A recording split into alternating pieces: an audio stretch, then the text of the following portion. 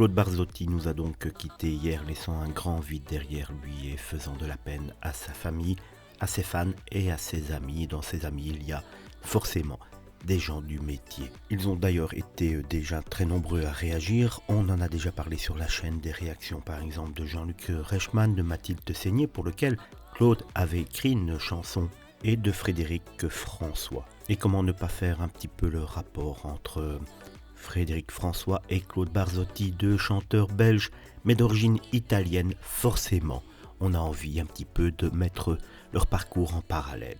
Mais c'est surtout que Claude Barzotti doit son nom de scène, en fait, à Frédéric François.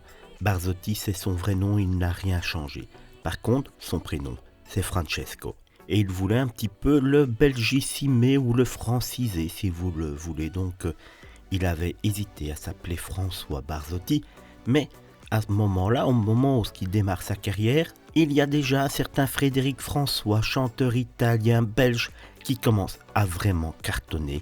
Il a peur qu'on fasse le rapport entre les deux personnes et décide donc de s'appeler Claude Barzotti. Aurait-il eu la même carrière en ayant pris François comme prénom? On n'en saura jamais rien, mais c'est vrai qu'avec Frédéric François et Claude François, le prénom ou le nom de scène était déjà bien pris. Encore une jolie anecdote concernant notre ami Claude Barzotti qui nous manque déjà énormément.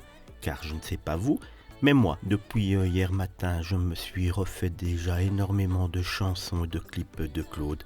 Et franchement, il avait du talent.